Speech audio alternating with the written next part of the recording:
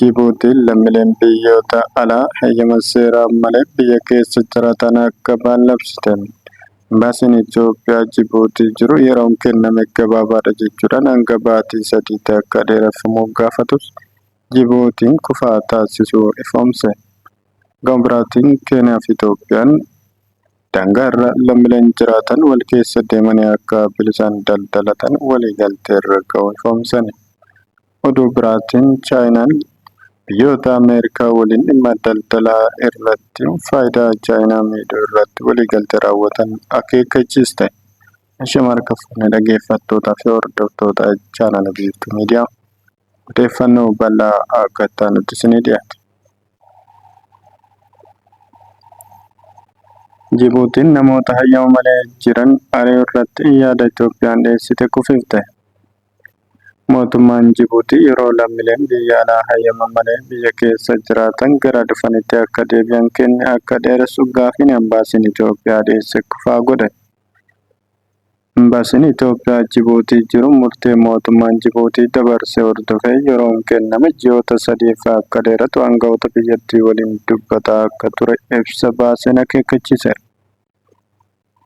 Haa ta'u malee aangawoonni Jibuutii lammiilee biyya alaa caamsaa 2 biyya akka ba'an yeroon kenname biyya kamiinuu ilaalcha keessa galchuun kan fooyyeffamuu miti jechuudhaan deebii kennuu ibseera. Jibuutiin lammiileen biyya alaa haala heeyyama jireenyaa malee seeraan ala daangaa ishee keessa jiraatan eebila 3 hanga caamsaa 2 biyya ishee gadhiisanii haa ba'an yoo jettu namoota ba'uu didan ammoo poolisiidhaan qabdee akka deebiftu beeksifte turte. Yeroo kenname keessatti fedhaan gara dhufanitti akka deebi'an yoo ta'u baate ammoo humna poolisiitiin biyya dhufanitti akka deebi'an godhama jechuudhaan ejjennoo mootummaa Jibuutii qabate embaasiin Itoophiyaa ibseera. Biyya baqattoonni Itoophiyaa hedduun haala adda addaatiin keessa jiraatan kun akka itti jiran sirreeffachuuf yeroon kenname gahaa waan hin taaneef qondaaltonni embaasichaa wiixata darbe aangawoota ministeera dhimma alaa biyya keessaa waliin dubbachuu ibseera.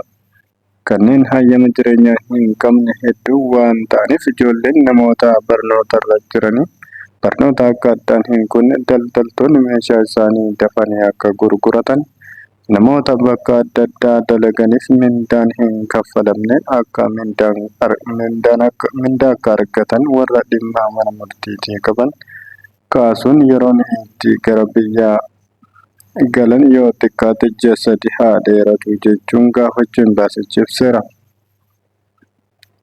Deebiin aangawoota Jibuutii irraa argame yeroon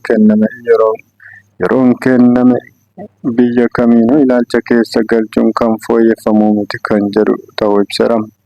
Dabalataan abbootiin daldalaa hayyama hin qabne haalli itti qabeenya isaanii horatan kan qoratamu akka ta'ee fi abbootiin daldalaa hayyama jireenyaa hin qabne hanga hayyama argatanitti manni daldalaa isaanii adaraadhaan akka eegamuuf ibseera. Dhaabbileen mindaa hojjettootaa osoo hin kaffaliin kuusan yoo jiraatan dafanii akka kaffalan qajeelfamni akka ba'u aangawoonni kun ibsuu embaasichi beekseera. Kanneen mana murtii irraa dhimma qaban ragaa embaasichaa dhiyeessuun dhimma isaanii saffisaan akka ilaalamuuf akka godhamus ibseera. Bu'uuruma kanaan embaasichi namoota mana murtii irraa ajaa qaban ragaa keessan kootaa dhiyeeffadhaa jechuudhaan ibseera. Itoophiyaa fi Keeniyaa waliigaltee daldala naannoo daangaa biyyoota lamaanii seensa jedhamee abdatamu xumura torbee darbee waliin mallatteessan. Akkaataa waliigaltee kanaan namoonni tokko gaala 2 fi re'oota 5 dabalatee walumatti meeshaa gatiin isaa $1 Ameerikaa 1,000 hin caalle daangaa qaxxaamursee gurgurachuu danda'a. Ministeerri daldalaa fi walitti hidhataa naannoo Dr. Kaasahuun Gonfaa hawaasa naannoo daangaa biyyoota lamaanii meeshaalee bu'uuraa itti fufinsaan dhiyeessuuf akka fayyadaman waliigaltee kana ministeerri daldalaa Itoophiyaa fi ministeerri daldalaa industirii Keeniyaatu walii mallatteessan. Itti gaafatamaan waldaa daldalaa Keeniyaa biiroo Moyyalee Obbo Ahmad Ali turtii BBC waliin taasisanii hawaasni keenya daangaa irraa hanga kiiloomeetira 100 fagaatanii kanneen Itoophiyaa keessa jiran hanga kiiloomeetira 50 fagaatanii argaman waliin akka walitti daldalan gargaara jedhan. Obbo Ahmad waliigalteen kun naannoo daangaa kanatti nageenya buusuuf faayidaa akka qabu ibsan. Kanaan dura naannoo daangaa kanatti walitti bu'insi akka ture akkasumas mootummaan biyyoota ollaa kun nagaan akka bahu waliigaluun akka malee gammachiisaadha jedhanii ibsan. Kanaan dura namoonni seera qabeessaan daangaa Moyyalee irratti walitti daldaluu akka hin dandeenye dubbatan. Moyyaleen ulaa meeshaalee kontirbaandii gara biyyoota lamaaniitti qaxxaamuru ta'uu eeramti. Amma waliigaltee mallatteeffame kanarratti hundinuu namoonni hojjechuu danda'u jedhanii ibsan. Daangaa Itoophiyaa fi Keeniyaa iddoo rakkoo nageenyaa qabuu fi sochiin hidhattootaa irraa hin fagaanne ture.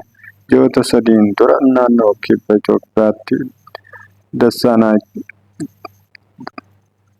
Itoophiyaatti walitti bu'insi cimaan mudate lubbuun namootaa darbuus gabaasaniitu jiru.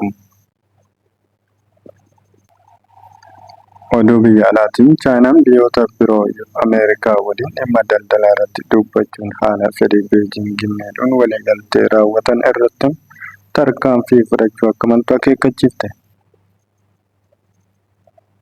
Ibsi Chaayinaa kun sodaa biyyoonni dinagdee guddaa qaban lamaan kun gara waraana daldalaa guddaatti seenuu mala sodaa jedhu ni seera. Chaayinaan ibsa kana baasuuf kan dirqamte biyyoonni Ameerikaan biyyoota kaan daldala Chaayinaa waliin qaban yoo daangessan qaraxa malee oomishaalee isaanii gara Ameerikaatti akka galchan hayyamuu fi karoorsite gabaasni jedhu bahuu boodama. Olloonni Chaayinaa, Jaappaanii fi Kooriyaan kibbaa bulchiinsa Tiraamp waliin dubbachuutti jiru. Hooggantoonni Jaappaan torbee darbe Waashingiteen turan. Warri Kooriyaa kaabaa immoo torbee kana mari'atu. Tiraamp gara Waayit Haawusitti deebi'uu booda oomishaalee Chaayinaa irra qaraxa guddaa kaa'an. Biyyoota kaanis akkasuma gibirri irra kaa'ameera. Gammachuunis nagaa hin fidu. Fedha ofii dabarsanii kennuun wal kabajuu hin ta'u jedhe dubbi himaan ministeera dhimma Chaayinaa. Chaayinaan qaama kamiifuu fedha Beejingii aarsaa gochuun waliigaltee irra ga'u ni mormiti. Yoo raawwate ammoo Chaayinaan tole hin jettu. Hin fudhattu deebiillee ni kenniti jedhe. Yaadni kun ejjennoo barruun Chaayinaa Deelii kan mootummaan bulu baasee ture wajjin wal fakkaata. Barruun kun torbee darbe keessa gamtaan Awurooppaa Ameerikaa gammachiisuuf akka yaale akeekkachiiseera. Jaappaan dhimma qaraxaa irratti Ameerikaa waliin marii kan eegalte torbaan darbe yoo ta'u, jilli Riyaasii Akaazawa durfamu Waashingiteenitti pirezidaantii Tiraamp waliin walii galaniiru. Wal arganiiru. Kun kanaan osoo jiru pirezidaantiin itti aanaan Ameerikaa J.D. Vance torbee kana gara Hindiitti imaluun ministeera muummee biyyattii Naadiraa Moodii waliin dubbatan. Ammoo dhimma daldalaa irratti Ameerikaa waliin waliigaltee irra hin gahan yoo ta'e biyyattiin oomisha gara Ameerikaatti ergitu irratti qaraxa parsantii 26 kaa'ama jechuudhaan akeekkachiisan. Vaansi akka jedhetti torbee darbe yaada kennuun UK waliin waliigaltee irra ga'uun hiree guddaa qaba jechuudhaan dubbatan. Kabajamtootaa fi dhaggeeffattoota odeeffannoo yeroo ammaa kana fakkaata hanga oduu biraatti waliin deebinu nagaan tura waan dhaggeeffattaniif galatoomaa jecha kan goolabna.